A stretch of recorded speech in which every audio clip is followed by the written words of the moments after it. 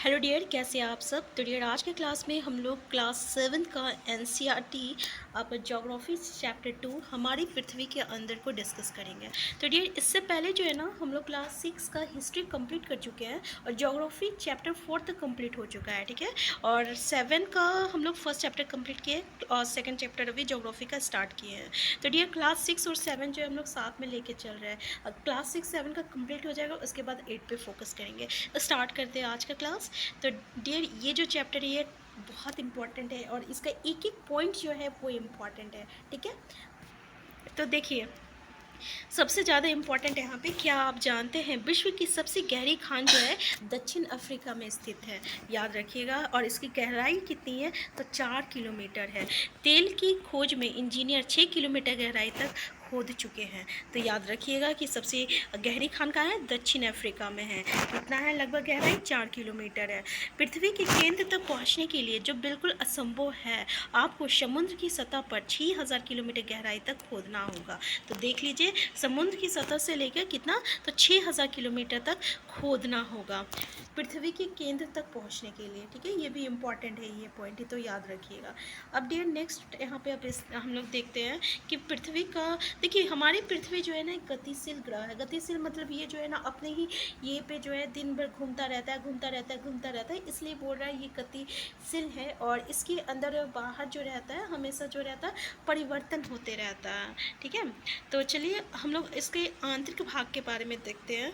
तो देखिए, इसके जो ऊपर वाला पार्ट है ना, सबसे ऊपर वाला जो भाग होता है, तो जैसे कि प्याज का ऊपर वाला छिलका होता है ना, उसी तरह इसका भी ऊपर वाला जो ऊपर वाला रहता है, ये एक सकेंद्रीय परतों से बनी है। और पृथ्वी की सतह की सबसे ऊपरी परत, यानी जैसे प्याज का जो आपका लाल वाला निकलता है ना, उसी तरह इसका जो ऊपर वाला परत रहता है, इसी को हम लोग क्या कहते हैं, पापट्टी कहते हैं। तो ये याद रखिएगा, यानी सबसे ऊपर वाला लेयर को। ये जो रहता है बहुत ही पतली परत होता है। पतली मतलब जैसे प्याज का एकदम पतला परत होता है, ऐसे ये भी होता है, ठीक है। नेक्स्ट ये है कि ये महाद्वीप शहीदी में 35 किलोमीटर या समुद्र सतह में केवल 5 किलोमीटर तक है। तो ये इम्पॉर्टेंट है, देख लीजिए कि महाद्वीप में आपका 35 किलोमीटर है और समुद्री में 5 किलोमीटर है। महाद्वीप सतह मुख्य रूप से सिलिका एवं एल्यूमिनियम जैसे खनिजों से बनी है। देख लीजिए, महाद्वीप का जो ऊपर वाला परत है ना, वो आपका सिलिका और एल्यूमिनियम से बना हुआ है, ठीक है। सिलिका और एल्यूमिनियम खनिज से बना हुआ है, इसलिए इसे हम लोग क्या कहते हैं, सीएल कहते हैं। सीएल मतलब क्या हुआ, सिलिका तथा एल्यूमिनियम, ठीक है। अब नेक्स्ट पॉइंट ये है कि महाद्वीप की प्रॉपर्टी मुख्यतः सिलिका एवं मैग्नीशिया से बनी हुई रहती है। अब हम लोग यहाँ महासागर की बात कर रहे हैं, इसकी जो प्रॉपर्टी होती है ना, वो सिलिका एवं मैग्नीशियम से बनी हुई रहती है, इसलिए हम लोग इसको क्या कहते हैं, सीम कहते हैं। सी मतलब सिलिका, सी में सॉरी, और में मतलब मैग्नीशियम। तो देखिए, ये दोनों में अंतर है कि अगर हम लोग महाद्वीप का बात करें तो उसको हम लोग क्या कहते हैं, सीएल कहते हैं। सी मतलब सिलिका और एल मतलब एल्यूमिनियम। और अगर हम लोग महासागर की प्रॉपर्टी की बात करें तो इसको हम लोग सी में कहते हैं। सी मतलब सिलिका और में मतलब मैग्नीशियम, ये दोनों याद रखिएगा। नेक्स्ट पॉइंट ये है कि प्रॉपर्टी के ठीक नीचे मेंटल होता है। अब देखिए, इसके नीचे जो लेयर है ना, इसके नीचे जो लेयर है, इस लेयर को हम लोग क्या कहते हैं, मेंटल कहते हैं। क्या कहते हैं, मेंटल कहते हैं, ठीक है। और ये जो है आपका 29 किलोमीटर की गहराई तक फैला है। देखिए, ये किसी भी कंपटीशन के लिए इम्पॉर्टेंट है। अगर आप किसी भी कंपटीशन की तैयारी कर रहे हैं तो याद रखिएगा 29 किलोमीटर की गहराई तक फैला हुआ है।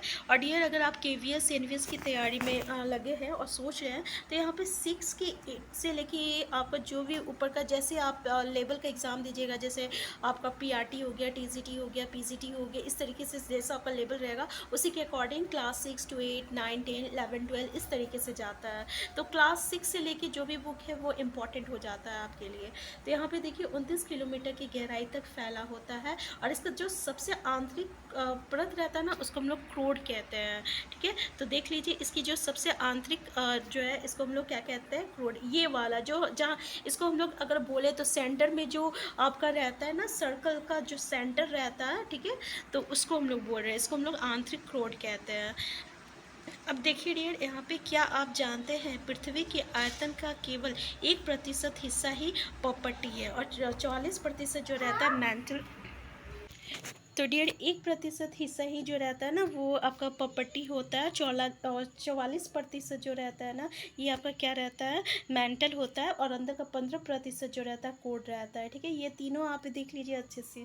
ठीक है, तो 1% आपका क्या रहेगा, ऊपर वाला प्रॉपर्टी, और 84% जो रहेगा वो मेंटल, और 15% जो रहेगा ये क्रोड रहेगा। तो पृथ्वी की त्रिज्या जो है कितना है, तो 6,371 किलोमीटर है। याद रखिएगा, इंपॉर्टेंट है, कितना है त्रिज्या, तो 6,371 किलोमीटर, 6,371 किलोमीटर। देखिए डियर, जिसकी त्रिज्या जो रहता है लगभग मतलब कि 35 किलोमीटर है। और ये जो है मुख्यतः निकल एवं लोहे की बनी होती है। तो किससे बनी हुई रहती है, निकल एवं लोहे की बनी हुई रहती है। और निकल तथा बनी होती है, तथा इसे नीफे नीफे मतलब न से निकल और फे से फेरस कहते हैं। केंद्रीय कोड का जो तापमान रहता है, दाब रहता है, काफ़ी उच्च होता है। तो यहाँ पे किसकी बात कर रहा है, तो यहाँ पे ये क्रोड का बात कर रहा है। ये ध्यान रखिएगा कि क्रोड का जो त्रिज्या भाग रहता है ना वो 35 किलोमीटर रहता है। और ये जो रहता है निकल और लोहे से बना हुआ रहता है। इसको हम लोग नीफे कहते हैं। नी से हो गया निकल और फे से हो गया फेरस। और केंद्रीय कोड का जो तापमान रहता है वो दाब जो रहता है ये बहुत ही ज़्यादा रहता है। अब यहाँ पे देख लीजिए, इग्नियस मतलब होता है लैटिन शब्द इग्नस, जिसका अर्थ होता है अग्नि। ठीक है, सेडिमेंट्री मतलब ये लैटिन शब्द सेडिमेंटम से बना हुआ है, इसका अर्थ क्या होता है, स्थिर। और मेटामॉर्फिक जो रहता है ये ग्रीक शब्द मेटाफोरस से बना हुआ है, इसका अर्थ होता है रूप परिवर्तन। ये थोड़ा सा एक बार बस आप ध्यान दीजिएगा। अब यहाँ पे हम लोग देखते हैं नेक्स्ट पॉइंट, ये काफ़ी इंपॉर्टेंट है ये भी, कि सेल एवं खनिज। तो डियर इस चैप्टर का एक एक पॉइंट जो है ये आपका एग्जामिनेशन के लिए काफ़ी इंपॉर्टेंट है। ठीक है, तो देखिए पृथ्वी की जो पट्टी जो रहती है अनेक प्रकार की सेलों से बनी रहती है। तो यानी ऊपर का जो लेयर बोल रहा है वो बहुत सारे प्रकार के सेल से बना हुआ रहता है। और पृथ्वी की पट्टी बनने वाले खनिज जो रहता है पदार्थ के किसी भी प्राकृतिक पिंड का सेल कहते हैं। सेल विभिन्न रंग, आकार एवं गठन की होती है। तो ये समझ में आ गया कि बहुत प्रकार के सेल से बनी हुई रहती है। और जो भी आपका खनिज पदार्थ होता है, प्राकृतिक पिंड होता है, उसी को हम लोग सेल कहते हैं। इसका रंग और आकार जो रहता है अलग अलग रहता है। अगर हम लोग देखें तो 3 प्रकार का यहाँ पे सेल पाया जाता है। एक आग्नेय, जिसको हम लोग इग्नियस कहते हैं। ठीक है, एक होता है औषधि सेडिमेंट्री, ठीक है, सेडिमेंट्री। और तीसरा बात करें हम लोग तो मेटामॉर्फिक कहते हैं। क्या कहेंगे, मेटामॉर्फिक सेल। देखिए अब यहाँ पे द्रवित मैग्मा ठंडा होकर ठोस हो जाता है, और इस प्रकार बने सेल को आग्नेय सेल कहते हैं।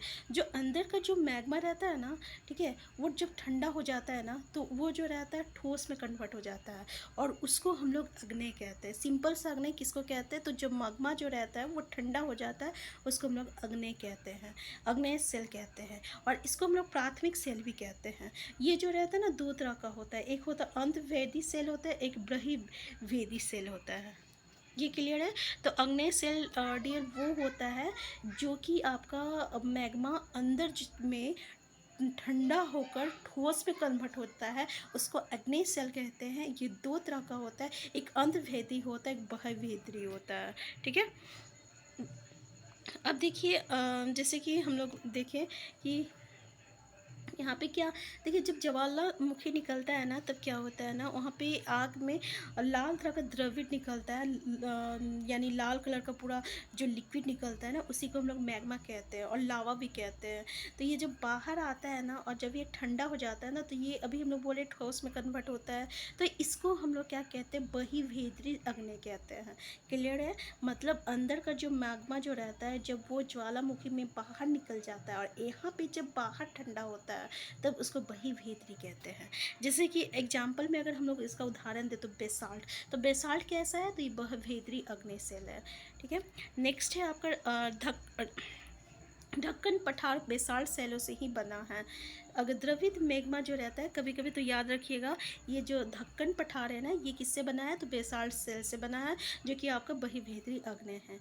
और जब द्रवित मैग्मा जो रहता है ना जब जमीन के अंदर ही ठंडा हो जाता है ना तो उसको हम लोग क्या कहते हैं, अंतवेदी कहते हैं।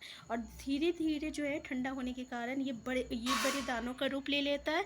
ग्रेनाइट एग्जाम्पल क्या होता है, ग्रेनाइट। ठीक है, तो अगर हम लोग अंतवेदी का एग्जाम्पल पूछे तो याद रखिएगा उसका उदाहरण कौन सा, ग्रेनाइट है।